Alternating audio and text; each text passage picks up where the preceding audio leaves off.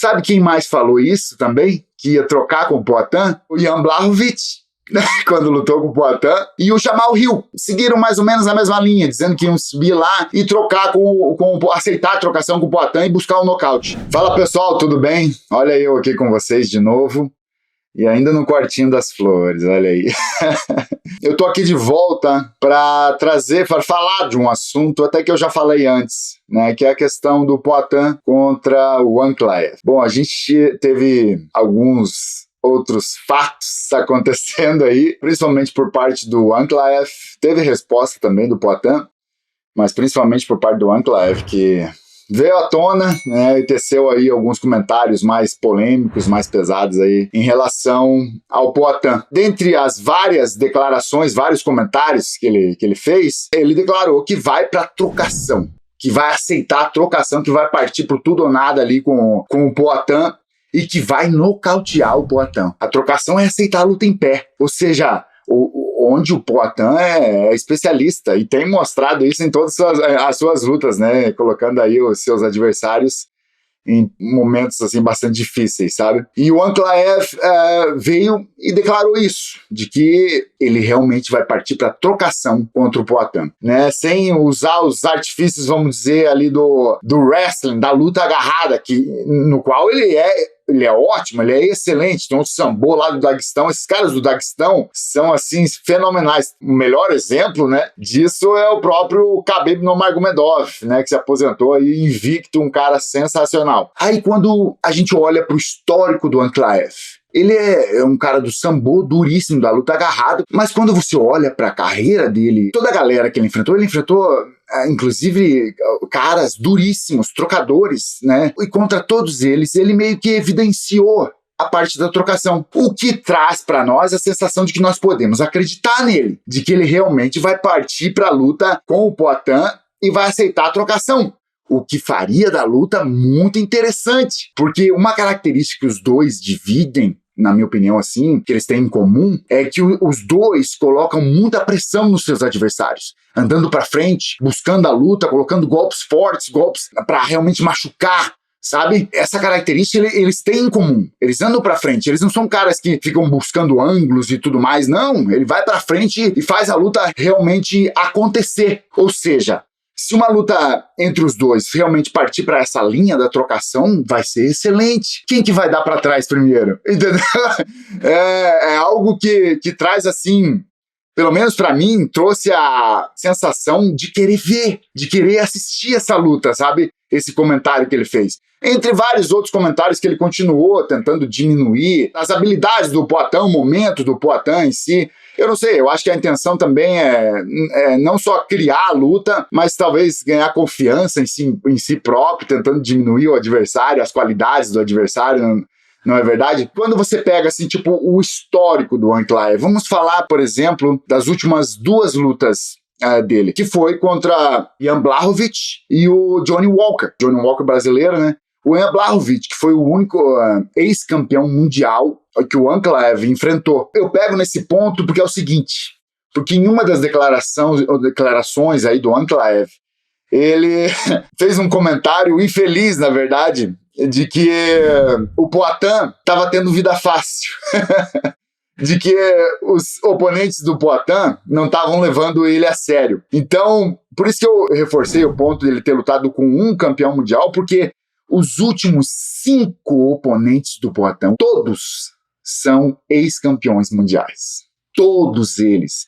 E isso é um fato assim que traz uma responsabilidade grande para todas as lutas. E o Poatan, apesar de ter sido considerado azarão em todas elas, ou quase todas elas, encarou o desafio de frente, impôs o jogo dele e venceu todas as lutas, a não ser a revanche com o Israel Adesanya, que ali o Adesanya acabou conseguindo o nocaute ali no Poatan.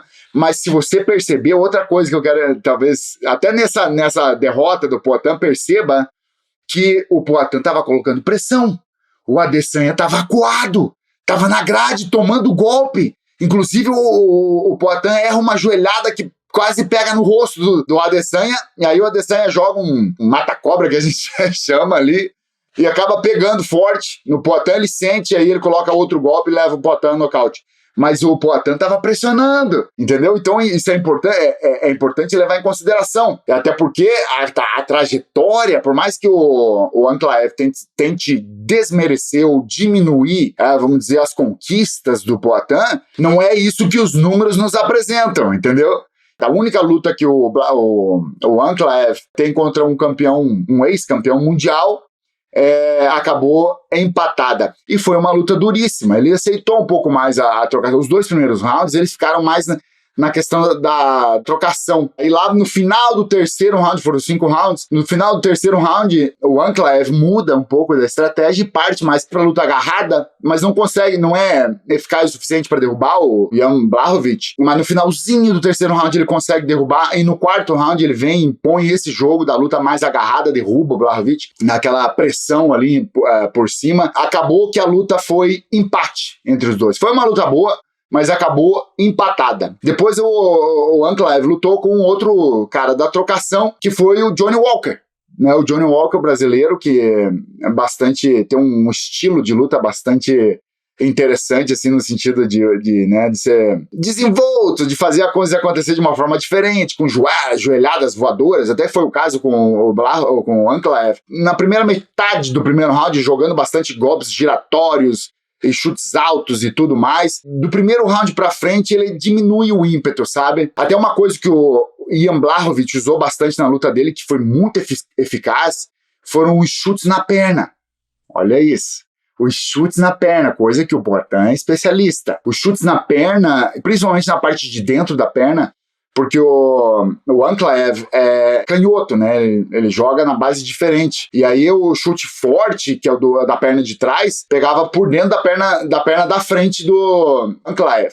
E isso foi machucando aos pouquinhos ali, tanto que fez o Ankalaev mudar de base. O Johnny Walker provavelmente assistiu essa luta do Jan Blachowicz com o Ankalaev, e usou desse artifício também, chutou bastante a perna, principalmente, como eu falei, na primeira metade do primeiro round. E aí, na segunda metade do primeiro round em diante, o Johnny Walker baixou, não sei se deu uma cansadinha, acho que não, mas ele baixou o ímpeto, segurou um pouco mais, e aí o Ankalaev cresceu, começou a buscar a luta com mais força, com mais vontade, chutando também muito forte, andando pra frente, colocando golpes fortes. O segundo round iniciou da mesma forma, ele caçando o Johnny Walker ali o tempo todo, Johnny Walker andando pra trás o tempo todo, até que ele consegue lá, com 2 minutos e 40 e tantos, nocautear. Ou seja, o Johnny Walker, que é um striker bom, né? A gente sabe que o Johnny Walker é um striker bom. Então, quando você leva isso em consideração,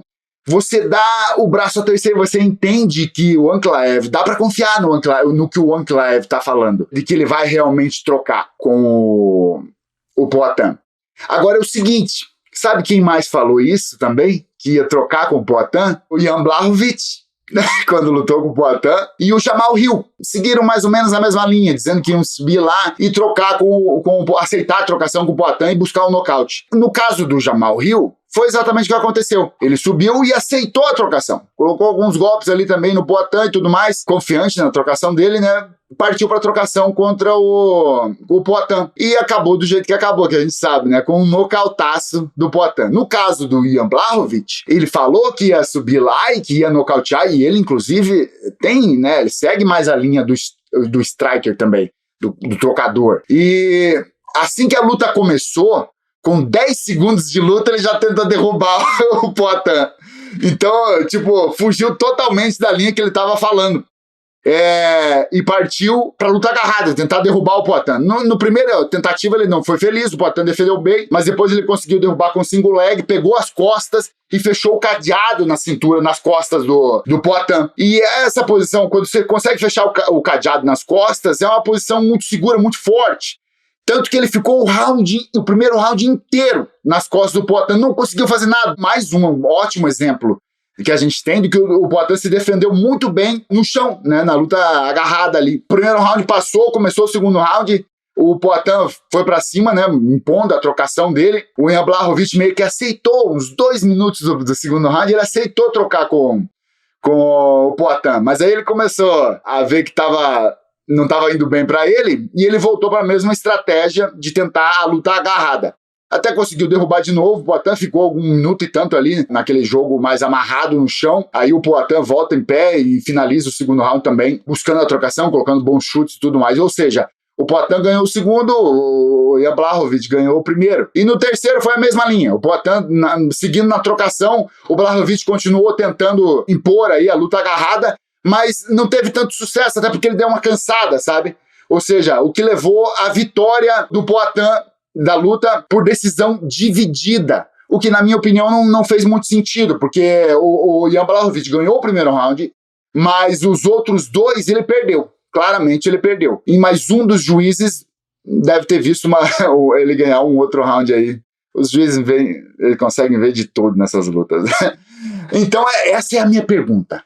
A gente pode confiar no Ankalaev, no que o Ankalaev está falando, de que ele vai realmente trocar com o Poatan? O Ankalaev vai ser um Jan Blachowicz, que falou que ia trocar, que falou que ia nocautear, chegou lá e partiu para a luta agarrada, logo de imediato?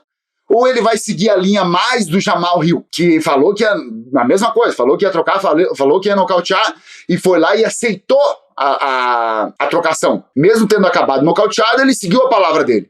Então quem que vai ser o Ankalaev aí nessa luta, entendeu? Porque eu sinto também que no caso do Ankalaev tem uma questão de ego também. Eu percebo que ele quer se provar em todos os sentidos, ele quer ser melhor em todos os sentidos, tanto que ele aceita claramente a trocação contra trocadores, tendo um ótimo wrestling, um ótimo sambo como ele tem. Só que ele não tem evidenciado esse jogo, meio que usado demais essa questão da luta agarrada. Ele prefere realmente a trocação.